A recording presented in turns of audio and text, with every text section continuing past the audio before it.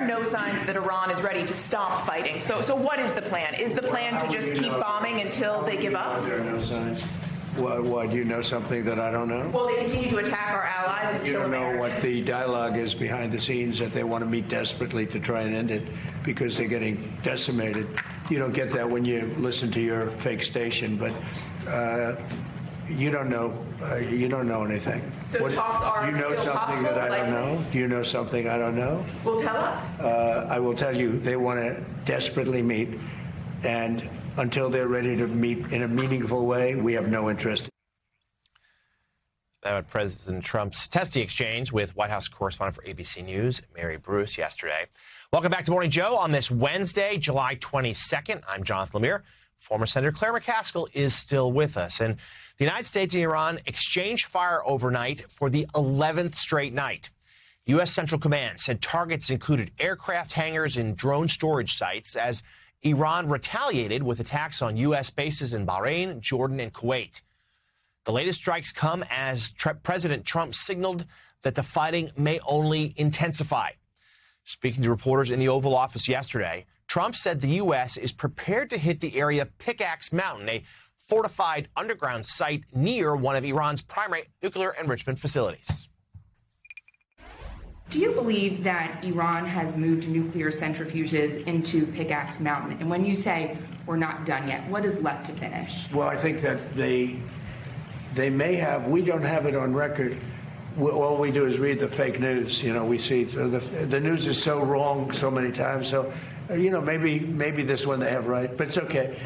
It doesn't mean anything unless they have the material. You're talking about the centrifuges.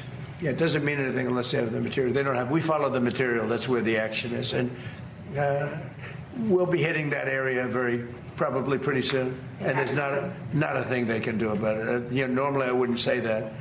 If I thought they could do something about it, I would never say that. But we'll be hitting that area pretty soon, and very heavily.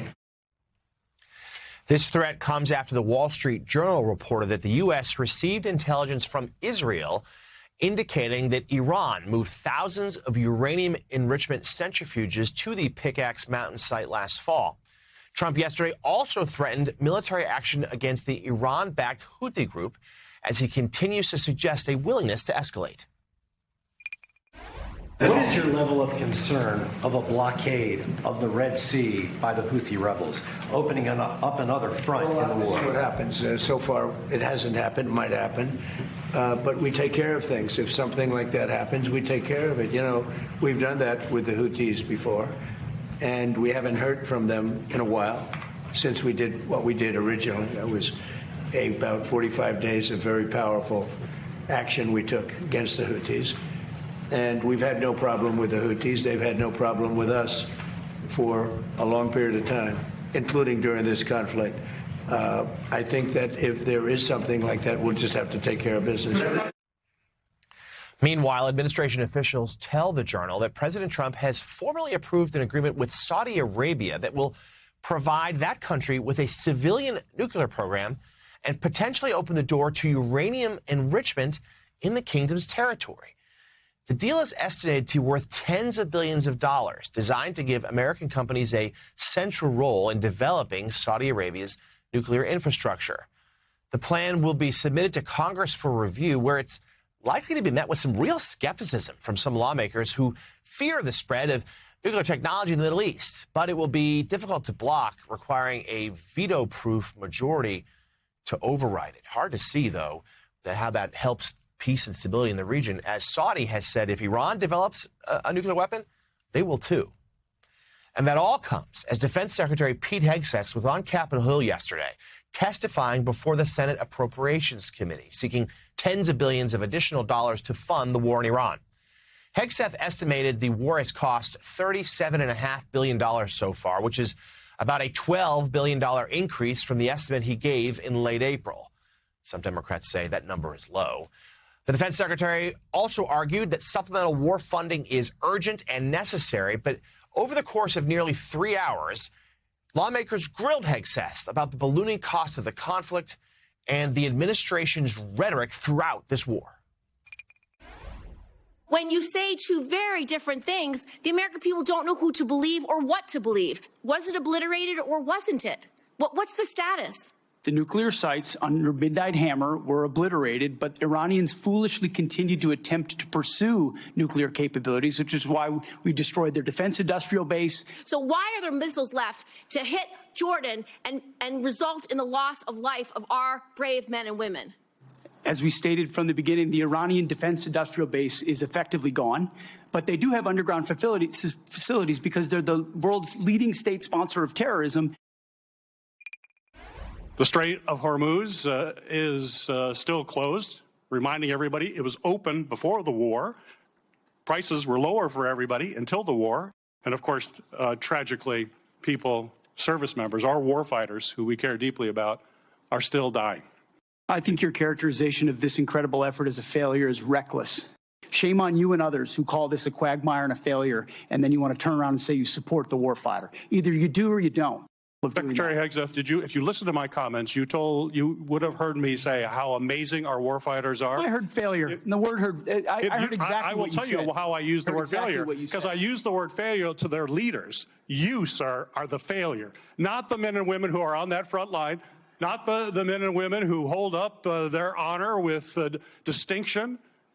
But if there's a lack of a winning strategy, they're in harm's way. Their leaders have failed them. Claire, certainly we're used to the bravado from Secretary Hegseth, but it comes here at an important moment where the costs of this war are really rising in terms of expense, munitions, American lives. We've seen more service members killed in recent days, and at a moment where the Trump administration seemingly has no way out.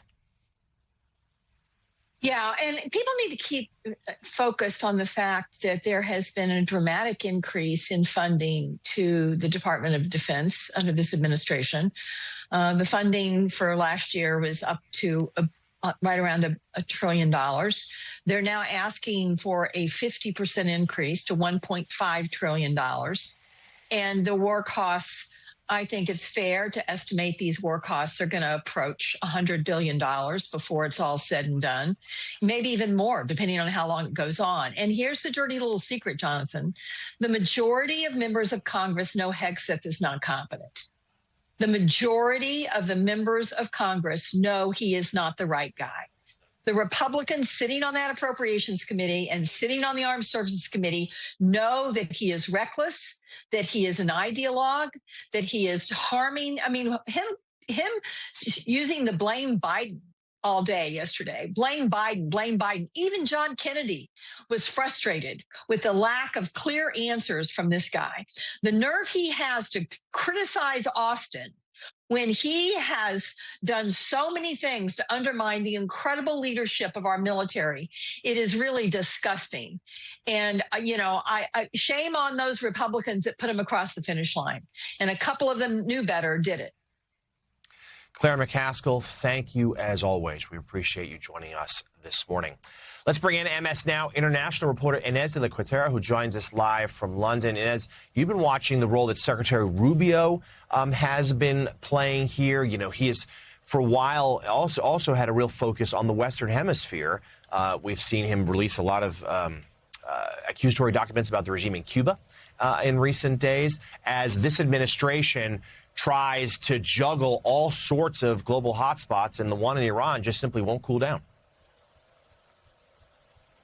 Yeah, that's right, Sean. And, just off the top, you mentioned the Saudi deal. That is going to be something to watch. That's huge news. If Saudi is now able to enrich uranium, it's going to have a huge impact on the balance of power in the region. And it's certainly not going to help with resolving the war in Iran. The Iranians are going to point to the Saudis and say that they also want to be able to enrich uranium. So I think that's one to watch today. But yes, the strike's very much ongoing. The U.S. has now been striking Iran for 11 days straight. And of course, the fear is that it's going to continue. President Trump threatening to bomb bomb an Iranian nuclear site buried deep underground known as Pickaxe Mountain. There's a lot we don't know about Pickaxe Mountain. We understand it is still under construction, that it's being developed south of the Natanz nuclear site that we thought had been obliterated during the 12-day war. And it is believed to be deep underground, potentially out of reach of U.S. bombs. Experts believe it's a site that could be used to enrich uranium, which, of course, the Iranians would need if they were to develop a nuclear bomb. Now, Iran has been responding by targeting U.S. bases across the region. So in Kuwait, in Bahrain, in Jordan. Today, Jordan's military said it intercepted 4 missiles from the Iranians. 2 others fell in uninhabited areas. And Iran, of course, continuing to attack tankers in the Strait of Hormuz. You mentioned Secretary Rubio. We do know that diplomatic efforts are still underway in Pakistan to try and salvage some sort of deal. President Trump said yesterday that the U.S. has no interest in meeting with the Iranians. And Secretary of State Marco Rubio did just moments ago talk about Iran. He said the U.S. would continue to attack Iran as long as it tries to exercise control over the Strait of Hormuz. He did leave the door open for diplomacy, but he says Iran at the moment is not serious about the talks. MS Now international reporter Inez de la Cuetara reporting live from London. Inez, thank you so much.